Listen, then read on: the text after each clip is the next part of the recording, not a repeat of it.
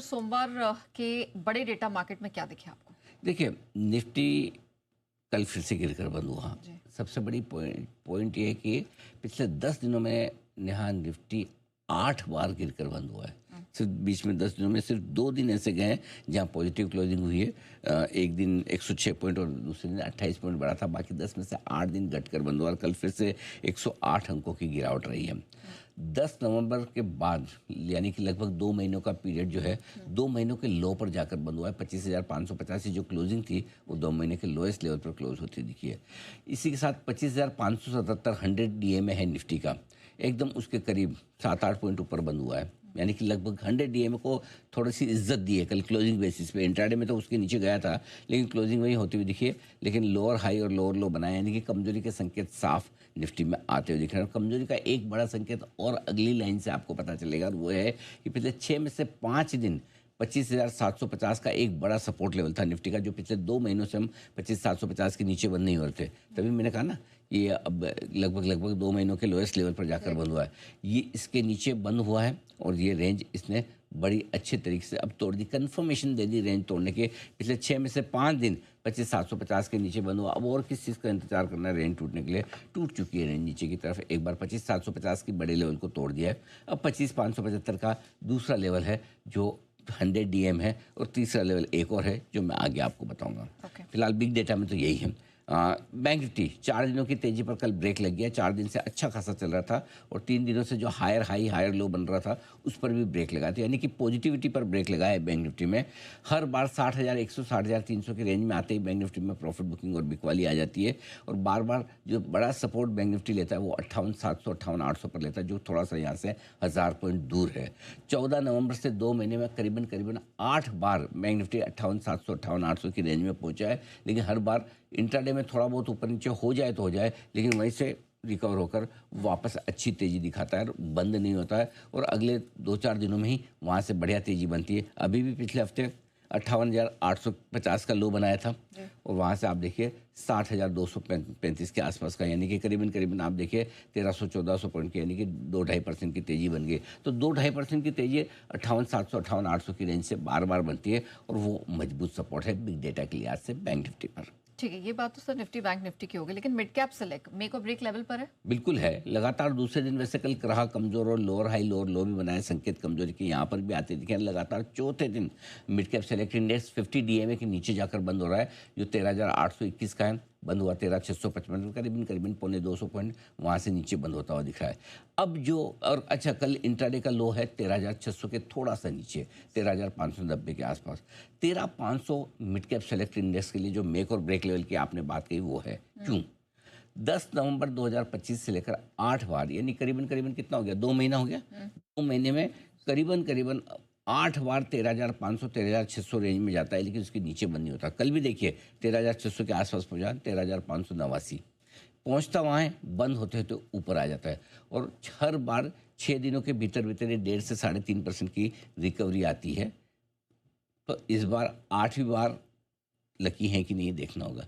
8 बार तो हो गया, 9वीं बार हम लकी हैं कि नहीं वो देखना होगा। यानी बार बार रिकवरी तो आती है मिड कैप सेलेक्ट में इन लेवल्स के आसपास।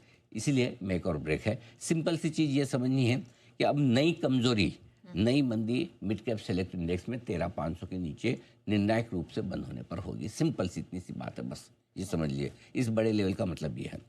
अब आइए, स्मॉल कैप इंडेक्स लगातार दूसरे दिन रहा है कमजोर। 1% गिरकर 17,190 के आसपास बंद हुआ है। कल सबसे कमजोर इंडेक्स यही था। 3 दिनों के इसके हायर हाई हायर लो बनने पर ब्रेक भी लग गया, लोअर लो लोअर हाई भी बनाया है। तो सबसे कमजोर कड़ी कल के इंडेक्स के लिहाज से स्मॉल कैप इंडेक्स थी। लेकिन इस बीच थोड़े मैं आपको सेक्टोरल इंडेक्स बता दूं। एफएमसीजी इंडेक्स 9 महीने के निचले स्तर पर फिर से पहुंचा है। लेकिन एक अच्छी बात है कि इंट्राडे में नया 9 महीने का लो बनाकर थोड़ी रिकवरी के साथ हरे निशान में बंद हुआ है। रियल्टी इंडेक्स 8 महीने के लोएस्ट लेवल पे है। भगवान, घर बिकना बंद हो गए क्या? फार्मा इंडेक्स 3 महीने के लोअर लेवल पर है। ऑटो इंडेक्स ने भी 1 महीने में इंट्राडे का लो बनाया। हालांकि ऑटो इंडेक्स भी रिकवर होकर हरे निशान में बंद हुआ है। लेकिन सबसे कमज़ोर अगर 2 इंडेक्स है इस मार्केट में तो वो है रियल्टी और एफएमसीजी। फार्मा इंडेक्स भी 3 महीने के लोएस्ट पे तो थोड़ा रहा है। तो ये थोड़ी सा आपके सेक्टरल इंडेक्स है। अब आइए विक्स। इंडिया विक्स लगातार तीसरे दिन बढ़कर आया है, 1183 पर बंद हुआ है, एक महीने का हाई बनाया है इसने इंट्राडे में 12.13 पर। तो थोड़ी सी वॉलेटिलिटी बढ़ने के संकेत आते दिख रहे हैं, और जैसे जैसे विक्स बढ़ रहा है इंडियन मार्केट्स में थोड़ी थोड़ी कमजोरी भी बढ़ती हुई दिख रही है। विक्स की बढ़त और मार्केट की कमजोरी दोनों साथ साथ आप अनुभव कर सकते हैं। ठीक है, ये तो मार्केट डेटा हो गए, लेकिन सर एफआईज डीआईज इनमें किस तरह का एक्शन देखने को मिला है? खास फर्क नहीं है। Index futures long position 15-20 basis point से बढ़ी है, 9.5% पहुंची है। लगातार 10वें दिन कैश में बिकवाली की है एफआईज ने 3,263 करोड़ की। नेट नेट भी लगातार 10वें दिन बिकवाली हुई है 5,488 करोड़ की, थोड़ी बड़ी कही जाएगी नेहा जी। कल जरूर ऐसा लगा था कि स्टॉक और इंडेक्स फ्यूचर्स से एक बार खरीदे उन्होंने शुक्रवार को, लेकिन एक दिन बाद वापस बेच डाले। कोई ऐसा ढंग का कोई ट्रेंड है नहीं खरीदारी करने का। और घरेलू फंड ने आज 99 पर रिकॉर्ड बनाया है 4,234 करोड़ का। कल आज भी अगर खरीदारी का आंकड़ा आता है तो कल होगा 100वां दिन। बिल्कुल, चलिए तो सेंचुरी वहां बन जाएगी। लेकिन सर ग्लोबल मार्केट के बिग डेटा क्या दिखे आपको? हाँ, ग्लोबल मार्केट के बिग डेटा में कल की तेज गिरावट के बाद डाउ फ्यूचर्स आज सुस्त हैं। वैसे देखने में आपको लग रहा होगा कि ये 435 पॉइंट ऊपर, इसमें काफ़ी कुछ कल डिस्काउंट कर चुके हैं। तो इसलिए ऐसा ना सोचे कि डाउ फ्यूचर्स बहुत कमज़ोर हैं। जैसे अगर कल 400 घटने के बाद आज 400 और घटते डाउ फ्यूचर्स तो गिफ्ट निफ्टी आप दिखा देता। और वैसे भी हमने लेवल्स वगैरह चेक किए, तो इसलिए डाउ और नैस्डैक फ्यूचर्स को आप सुस्त मानिए कल की गिरावट को। जैसे कल हम जो जिस तरह से कमजोरी देख रहे थे उसके हिसाब आज सुस्त हैं। यूरोप के बाजार कल 2 से 3 हफ्तों के निचले स्तरों पर पहुंचे हैं। कैक डेक्स वगैरह काफ़ी तेज़ी से घटे हैं। जापान का बाजार लगातार चौथे दिन कमजोरी, से आप समझ सकती हैं कि ग्लोबल मार्केट्स का हाल थोड़ा कमजोरी का ही है। रुपया कल फिर से 5 पैसे घटकर बंद हुआ है 90 रुपये 91 पैसे पर। 16 दिसंबर के बाद के सबसे लोएस्ट लेवल पर पहुंच चुका है रुपया, और लाइफ टाइम लो जो 91 रुपये 8 पैसे का है वहाँ से सिर्फ 17 पैसे ऊपर है अब, यानी कि 17 पैसे पर 18 पैसे टूटने के बाद लाइफ लो नीचे और रुपया बना सकता है। इस बीच आइए सोना चांदी। अब तो मुझे लगता है कि सोना चांदी खरीदने की बात तो दूर है नेहा जी। एक वैसे तो कल, अच्छा भाई कल हमारे मुंबई में इस सीजन का सबसे ठंडा दिन था कल। हाँ, सर्दी के हिसाब से। और सर्दियों में एक चीज़ बड़ी फेमस है जी। सोना चांदी च्यवनप्राश। मुझे लगता है हम सोना चांदी खरीदना छोड़ो, सोना चांदी च्यवनप्राश भी अफोर्ड कर पाएंगे। या फिर उस च्यवनप्राश में कितना सोना चांदी होगा वही जाने। राइट, अब तो हर चीज़ पीली चीज़ सोना लगती है मुझे। ऑफर में नहीं डाल सकते। हाँ, मुझे लगता है सोना 1,46,000 के करीब पहुंच गया है। यस, चांदी 3,11,000 के करीब। ये क्या पागलपन है एकदम। हर रोज 5-5 10,000 सोना चांदी नहीं हुआ, बिटकॉइन हो गया ऐसा लग रहा है। हाँ? 22,000 रुपये महंगी हुई है चांदी। एक ही दिन में 22,000 रुपये।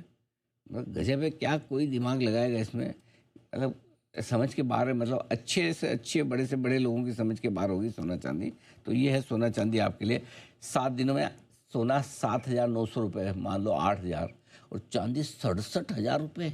दिन के 10,000 रुपये के रेट से दौड़ रही है। गजब है। कॉपर में 2 दिन और एल्यूमिनियम में 3 दिनों की गिरावट पर ब्रेक लगा है। फाइनली कल थोड़ी सी रिकवरी आई 2-3 दिनों की गिरावट के बाद कॉपर एल्यूमिनियम वगैरह में।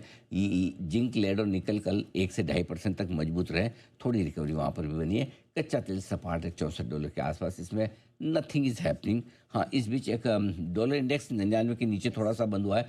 हल्की सी कमजोरी डॉलर इंडेक्स में आई, उसी वजह से सोना चांदी में भी थोड़ी रिकवरी हुई है, थोड़ी कमोडिटीज़ में रिकवरी हुई है। और बाकी सोने चांदी में तो जब तक ट्रम्प बाबा हैं कुर्सी पर तब तक कुछ न कुछ चलता रहेगा। ये ऐसे वो फूफा जी है, किसी भी वजह से नाराज़ हो सकते हैं। अब वो नॉर्वे से इतने दिन बाद इनको लेटर लिखने का याद आया कि तुमने मुझे नोबेल प्राइज़ नहीं दिया। अब नॉर्वे नोबेल प्राइज़, अगले नोबेल प्राइज़ की तैयारी कर रहा है नॉर्वे। राइट, वो अभी पुराने वाला लेके बैठे हैं। तो डॉलर इंडेक्स थोड़ा कमज़ोर हुआ है। अमेरिका की बॉन्ड यील्ड थोड़ी सी बढ़कर रही 4.25%। ये 4.5 महीने की ऊंचाइयों पर पहुंची है। हम सिर्फ इसको देख रहे हैं, हमें फ़र्क अभी ज़्यादा नहीं पड़ता। और कच्चा तेल आखिर में $64 के पास सपाट है, ठंडा हो गया, नो एक्शन। ऑलराइट, ठीक है। लेकिन सर हमारे